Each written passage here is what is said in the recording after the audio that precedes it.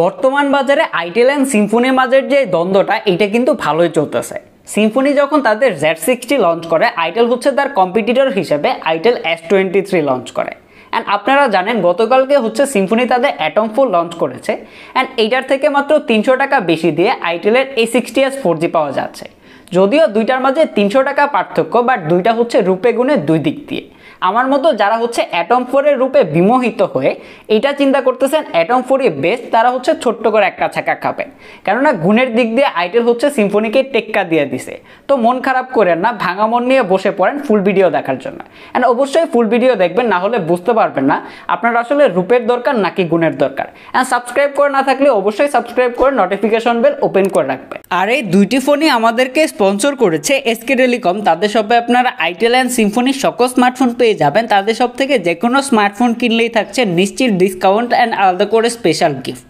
Design and build কোয়ালিটির দিক দিয়ে দুইটা ফোনই হচ্ছে প্লাস্টিক বিল্ড অ্যান্ড পলিকার্বনেট বডির একটা ফোন, তবে দুইটার ডিজাইনে পার্থক্য রয়েছে।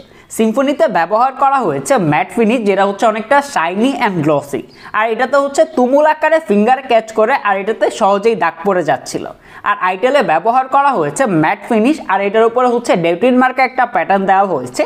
এটাতে ফিঙ্গার ক্যাচ করে না, বাট এইটাতেও দাগ পড়ে, যার জন্য অবশ্যই দুইটাতে ব্যাক কভার লাগিয়ে রাখবেন। আর দুইটার যে ক্যামেরা মডিউল, এখানে আমার কাছে সিম্ফনিটা বেশি ভালো লেগেছে, কেননা আইটেলেরটা একটু বড়, যার জন্য এখানে দাগ পড়ে যায়। আর আইটেলে ব্যবহার করা হয়েছে রেয়ার মাউন্টেড ফিঙ্গারপ্রিন্ট, আর সিম্ফনিতে ব্যবহার করা হয়েছে সাইড মাউন্টেড ফিঙ্গারপ্রিন্ট। এন্ড এখানে সিম্ফনি হচ্ছে ক্লিয়ার উইনার, কেননা এটা হচ্ছে আইটেলের থেকে একটু ফাস্টার ছিল। তবে সিম্ফনি আমার কাছে একটু বেশি মোটা লাগছে আইটেলের থেকে। আর এর বড় কারণ হচ্ছে সিম্ফনির থিকনেস হচ্ছে 9.20 মিলিমিটার, আর এর ওয়েট হচ্ছে 201 গ্রাম। আর আইটেলের থিকনেস হচ্ছে 8.9 মিলিমিটার, আর এর ওয়েট হচ্ছে 195 গ্রাম।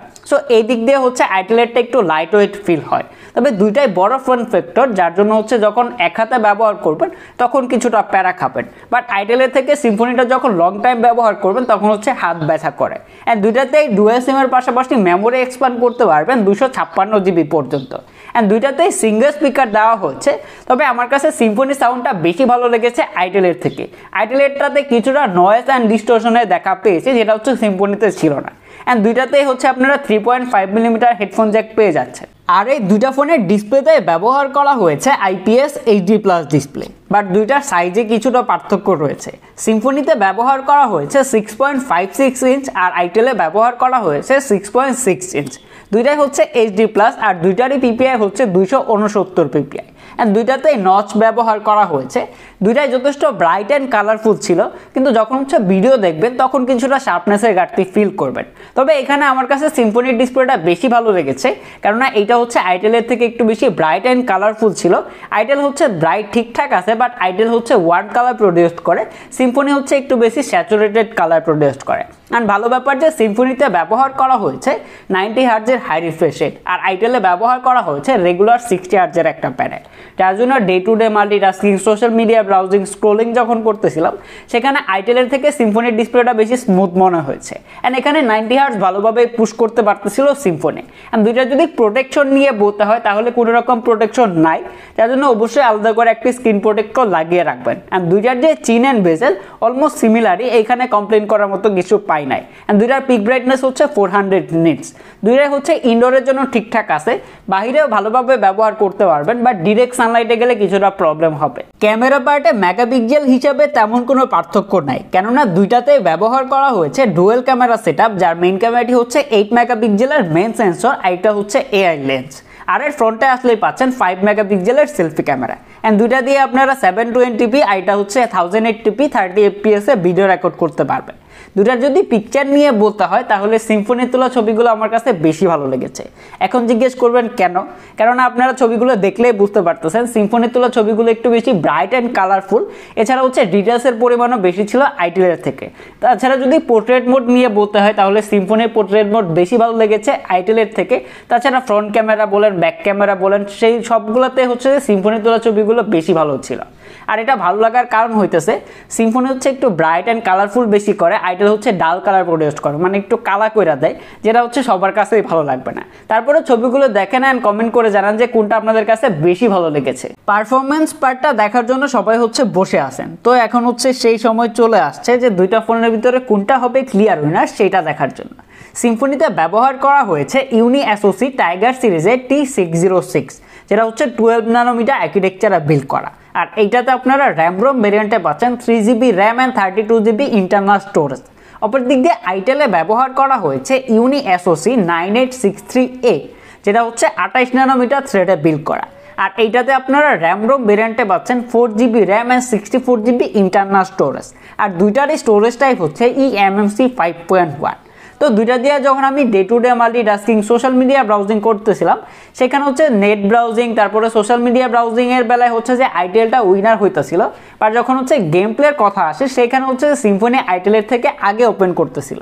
অ্যান্ড সিম্ফনিতে যদি 464 দেওয়া হইতো তাহলে সিম্ফনি হচ্ছে সব ক্যাটাগরিতে ক্লিয়ার উইনার হইতো। তারপরে এখন হচ্ছে আমরা এই দুইটা ফোনের ভিতরে স্পিড টেস্ট করব, আপনারাই দেখে কমেন্ট করে জানান যে কোনটা হচ্ছে ক্লিয়ার উইনার অ্যান্ড কোন কোন পার্টে।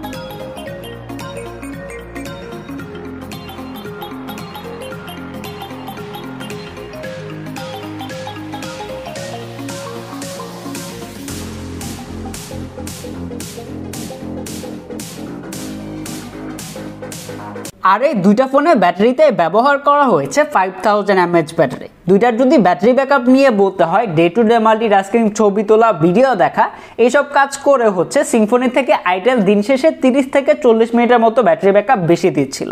অ্যান্ড যারা হচ্ছে হেভি মাল্টিটাস্কিং গেম প্লে করেন তারা হচ্ছে সিম্ফনি যদি 90 হার্টজ ব্যবহার করেন তাহলে 6 থেকে 6.5 ঘন্টার মতো স্ক্রিন অন টাইম পেয়ে যাবেন, আর আইটেলের থেকে 7 থেকে 7.5 ঘন্টার মতো স্ক্রিন অন টাইম পাবেন। আর দুইটারই বক্সে দেওয়া হয়েছে 10 ওয়াটের চার্জার, যেটা দিয়ে দুইটা ফোনে হচ্ছে 0 to 100% হইতে 3 ঘন্টার মতো সময় নেয়।